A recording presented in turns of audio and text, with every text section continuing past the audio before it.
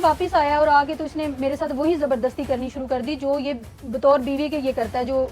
और मैंने बहुत मुझे मतलब इस चीज़ का मसला हुआ। मैंने कहा कि तुमने शादी नहीं करनी तो ये चीज़ें तो अब तुम क्यों कर रहे हो।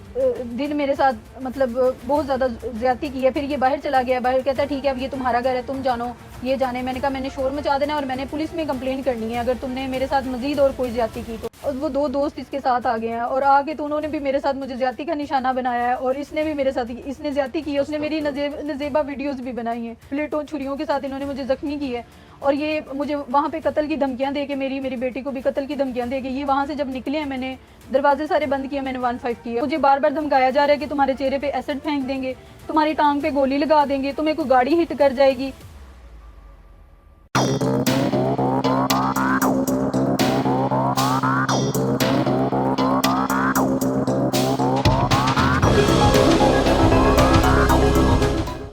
अस्सलाम वालेकुम नाज़रीन, मैं हूं फुरकान शाह और एक दफ़ा फिर आपके पास एक नई रिपोर्ट के साथ हाजिर हूं।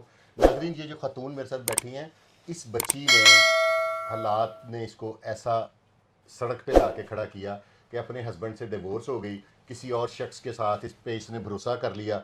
उसने पहले ज़बरदस्ती जो एक तरीक़ेकार है, उसके बाद वीडियो बना ली, उसके बाद इसको ब्लैकमेल किया। ये सारी बातें इसने FIR में दर्ज हैं और एंड पे वो इसके साथ सीधा हो गया और एक FIR दर्ज करवाई है इन्होंने 21/26/2025 20/5/2025 को।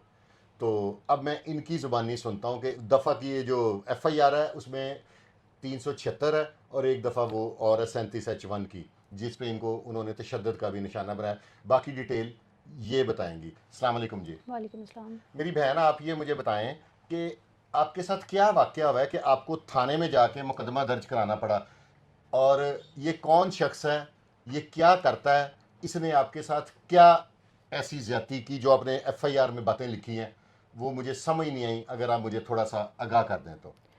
मेरा ये मुबीन नामी शख्स के साथ ताल्लुक़ बना ये एक कचहरी में बना था। मैं वहाँ पे मेरी हस्बैंड से डिवोर्स हुई थी तो इस सिलसिले खुला में लिया था आपने? जी मैंने खुला लिया था। ओके। उसी सिलसिले में मैं वहाँ पे थी कचहरी में, तो ये वहीं पे ये शख्स मुझे वहाँ पे मिला था और इसने बोला कि मैं आपका ये जो कचहरी वाला काम है ना ये अच्छे तरीके से करवा दूंगा, वकील आपको तंग करेंगे, ये वो। इसने इस तरह की बातें की तो यानी मैंने कि डूबते को तिनके का सहारा। आप कचहरी पहली दफ़ा ज़िंदगी में गई जी थी? जी।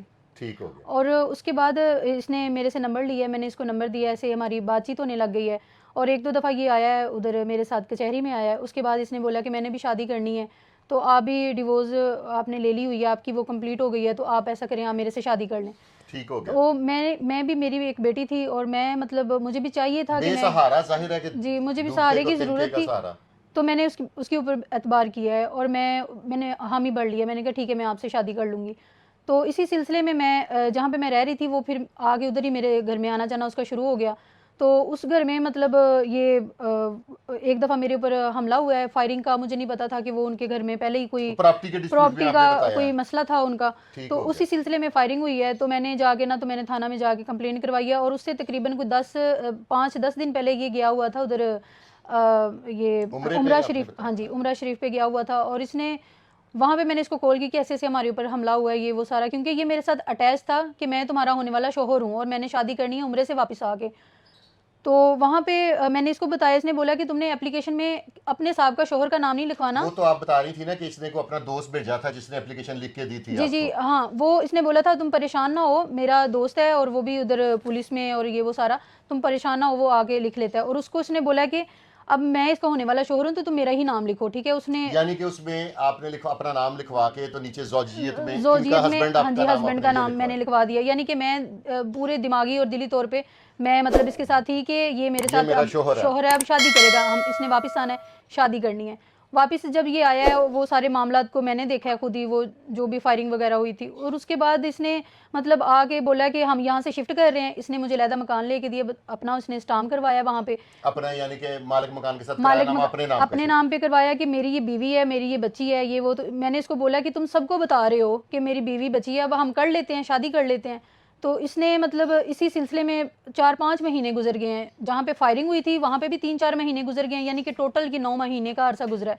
मैं फिर वैसे लीगल रिलेशनशिप में हाँ ही जी आपका। बिल्कुल। ठीक और हो फिर गया। उसी कोई ज़बानी दरमियान निकाह कोई ऐसी कोई बात नहीं हुई ना, कोई ठीक। ऐसा कोई मामला हुआ है। फिर जब ये मेरे साथ उधर आके रहता रहा, इसने मुझे लहदा मकान लेके दिया, ये मेरे साथ आके रिलेशन में रहता रहा, मुझे पता चला कि ये पहले शादीशुदा है। अच्छा, पहले नहीं आपको बताया नहीं, था? मुझे पहले नहीं पता जहाँ था। से आपकी लड़ाई शुरू हो जहाँ गई। से मेरी लड़ाई शुरू हुई, इसने मुझे नहीं बताया था कि मेरी पहले शादी हो गई है ठीक हो और गया। मेरे बच्चे, और इसके 3-4 इसके बच्चे हैं। अच्छा, हाँ जी, मुझे नहीं पता था जब ये आपने समझा कि गैर गैर शादीशुदा शादीशुदा है। जी जी। ठीक तो ठीक। ये बाद में जब मुझे पता चला कि ये इसकी शादी हुई है, इसके तो बच्चे हैं 4-5, मैंने इससे बात की, मैंने कहा इतना अरसा गुजर गया, आपने मुझे भिनक भी नहीं पड़ने दी कि मेरी ऑलरेडी मेरी शादी है, मेरे बच्चे हैं इतने ज़्यादा। इसी बात पे हमारी हुई है, अनबन हुई है। और इसने मुझे मतलब फिर बोला कि मैंने कहा अब मेरे साथ तुमने क्या करना है, मेरे साथ शादी करो, या फिर इतना अरसा गुजर गया मेरे साथ। कहता है तुमने रहना है मेरे साथ तो रहो, नहीं तो तुम्हारा वो घर तो मेरा वो घर। यानी कि ये अपनी असलियत पे आ गया। सॉरी, मैं शादी नहीं कर सकता, इसने मुझे स्ट्रेट फॉरवर्ड बोला। और फिर जब इसने बोला तो फिर ये उस वक्त ये घर से चला गया। फिर दोबारा आया, ये बतौर हस्बैंड के लोगों को पता चला, जिस घर में मैं रह रही थी एक चाबी मेरे पास होती थी, एक चाबी इसके पास, ये खुद ही आ जाता था घर में। आगे इसने दरवाज़ा खोला, फिर मैंने बोला अब जब कि तुम यहाँ से चले गए हो, मैंने तुम्हें बोला कि ठीक है, ओके है, कोई मसला नहीं, ये चला गया है। और फिर ये वापस आया और आगे तो इसने मेरे साथ वही ज़बरदस्ती करनी शुरू कर दी जो ये बतौर बीवी के ये करता है जो। और मैंने बहुत, मुझे मतलब इस चीज़ का मसला हुआ। मैंने कहा कि तुमने शादी नहीं करनी तो ये चीज़ें तो अब तुम क्यों कर रहे हो। तो इसने मतलब उसी दिन मेरे साथ मतलब बहुत ज़्यादा ज़्यादती की है। फिर ये बाहर चला गया, बाहर कहता है ठीक है अब ये तुम्हारा घर है, तुम जानो, ये जाने। मैंने कहा मैंने शोर मचा देना और मैंने पुलिस में कंप्लेंट करनी है अगर तुमने मेरे साथ मज़ीद और कोई ज़्यादती की तो। ये घर से बाहर गया जाके और अपने 2 दोस्तों को साथ ले आया, और वो 2 दोस्त इसके साथ आ गए हैं। और आगे तो उन्होंने भी मेरे साथ मुझे ज्यादती का निशाना बनाया है, और इसने भी मेरे साथ, इसने ज्यादती की है, उसने मेरी नजेबा वीडियोस भी बनाई हैं और बना के। तो फिर आपने ये शॉर्ट करते हैं ना, ये फिर आपने एफआईआर दर्ज करा? मैंने जाके फिर ये जब ये वहां से गए, इन्होंने मुझे तशद्दुद किया है, इन्होंने मुझे ब्लेटों छुरियों के साथ इन्होंने मुझे जख्मी किया है। और ये मुझे वहाँ पे कत्ल की धमकियां दे के, मेरी बेटी को भी कत्ल की धमकियां दे के, ये वहाँ से जब निकले हैं, मैंने दरवाजे सारे बंद किए, मैंने 15 किया और फिर मैंने जाके ये एफआईआर मैंने दी जी। अब आप जो आपकी आईओ है, क्या नाम है उनका? नहीं कोई रोए ना बेटा। मेरी आईओ का नाम हीरा मैडम है, और हीरा मैडम जो है वो मैं डीएसपी के पेश हुई हूँ। उन्होंने भी सख्त नोटिस लिया। उन्होंने बोला कि तेरे पास कोई सबूत नहीं है, सबको कह रहे हैं कि मैंने शादी की हुई है। उन्होंने बोला शादी की हुई है। आप अल्लाह को हाजिर नाजर जान के बेटा बताएं कि आपने शादी की थी, कोई निकाह या कोई होता है ना? मैंने इस बंदे के साथ ला इलाहा इल्लल्लाह मोहम्मद रसूलुल्लाह, मैंने कोई इसके साथ कोई शादी नहीं की। हालांकि मैं तो तरसती थी कि ये शादी कर ले, मैं इतना अरसा नहीं इसके साथ गुजार सकती। ये मैं अल्लाह को हाजिर नाजर रख के ये बात करती हूँ। अब डीएसपी ने भी इस सख्त बातें की हैं, इनको बोला कि अगर तुम्हारे पास सबूत है तो तुम सबूत लेके आओ। एसपी ने भी बोला है कि मतलब आप कोई सबूत लेके आए, किसी को सबूत नहीं दे रहा, सब इसको गुनाहगार लिख रहे हैं। और जो हीरा मैडम है, जो मेरी आईओ हैं, जो अब इसी वक्त इस केस में मौजूद हैं, वो इसको बेगुनाह लिख रही हैं। मुझे नहीं समझ आ रही कि वो इसको कैसे बेगुनाह लिख सकती हैं। वो कोई मेरी बात नहीं सुन रही हो। ऊपर है आप कह रही थी कि आपने डीआईजी साहब को हिरा के खिलाफ जो है आईओ आपकी, उनके खिलाफ कोई एप्लीकेशन भी मूव कर जी जी, मैंने एप्लीकेशन भी मैंने मूव की है और मैं जाके जमा भी करवाने लगी हूँ। इन्वेस्टिगेशन जज साहब के सामने पेश हुए हैं। जज साहब ने सख्त बातें की हैं हीरा मैडम को कि आप इस केस को क्यों ले रही हैं, ये बच्चों का खेल नहीं है और आप इस केस से बाहर हो जाएं। इसकी कम से कम 10 साल सजा है, सजा बहुत है इसकी सजा। फिर भी उन्होंने मतलब मेरी कोई बात नहीं सुनी। उन्होंने जज साहब को एप्लीकेशन दी है या वल्लाह आलम क्या उन्होंने किया है, उन्होंने फिर इस केस को अपने हाथ में ही रखा है। अब वो मुझे कह रही है कि मैं उसको बेगुनाह नहीं लिखूंगी।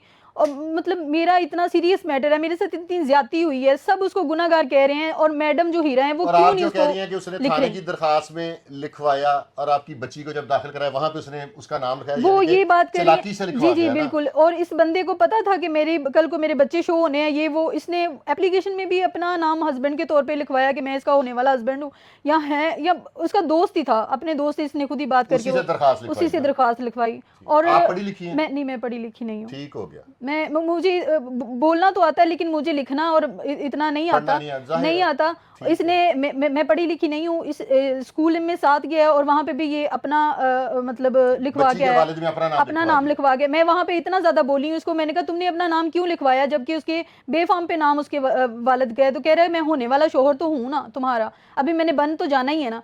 इस तरह की ये बातें करता रहे। अब वो सारी चीजों को इसने रख के तो मेरी कोई भी बात नहीं सुन रहा कि मैं इसका शोहर हूँ, मैंने इससे निकाह किया था, हालांकि ऐसी कोई बात नहीं है, इसके पास कोई एविडेंस नहीं यानी मौजूद। कि 376 का इसने इर्तिकाब किया है और वो जो आपकी आईओ है वो मानने के लिए तैयार नहीं। वो नहीं आप है।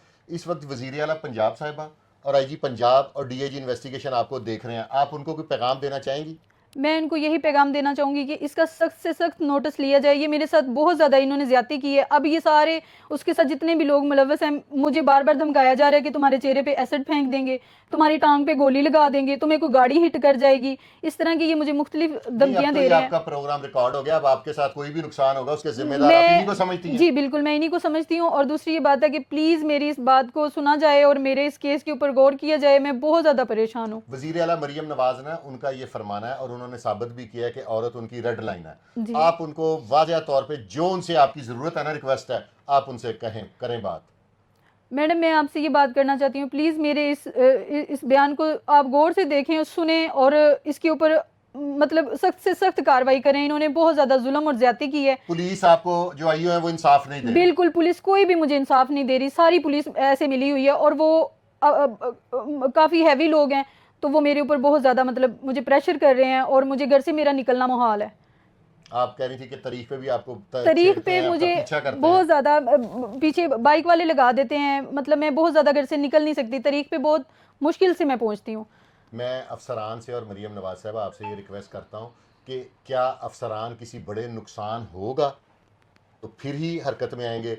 एक खातून वाज़ह तौर पे कह रही हैं कि मेरे साथ ये ज़्यादती हुई है, मेरे साथ ये हुआ है, इसकी अगर वो इस आईओ से सेटिस्फाई नहीं है तो आप किसी और से तफ्तीश करवा लें, किसी सीनियर अफसर से करवा लें, जहाँ पे अगर वो लोग बासर हैं तो उनका असर ना चले।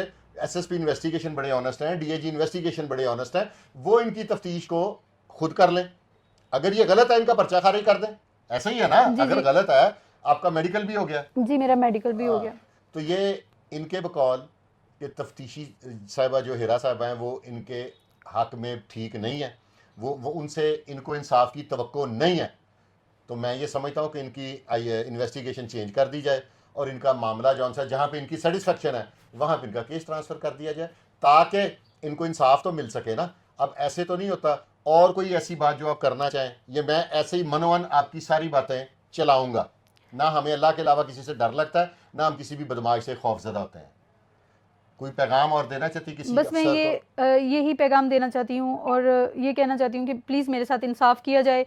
ये लोग बहुत ज़्यादा जालिम लोग हैं और मेरे साथ जो जुल्म हुआ है उसका इंसाफ और उनको कड़ी से कड़ी सज़ा मिलनी चाहिए। और नाजरीन, ये ख़तून थी, इन्होंने अपना मौक़िफ़ बता दिया है। मेरा काम था जो इनके साथ ज़्यादती हुई है हर मज़लूम की आवाज़ बनना, मेरी आदत है। इससे मुझे नुकसान भी बड़े होते हैं, लेकिन मैं अपनी आदत से मजबूर हूँ। ठीक है, अगर ये वो लोग भी अपना कोई मौक़िफ़ देना चाहें तो मेरा प्लेटफार्म हाजिर है, लेकिन फैक्ट एंड फिगर के साथ निकाहनामा ले आएँ। अगर है तो मैं चलाऊँगा। तो नाजरीन, आपने अब कमेंट बॉक्स में फ़ैसला करना है कि इस खातून को इंसाफ मिलना चाहिए कि इस तरह जैसे पहले ख़वातीन रुल रही हैं इनको भी वैसे रुलना चाहिए। इसके साथ ही अपने भाई फुरकान शाह को इजाज़त दें। पाकिस्तान जिंदाबाद।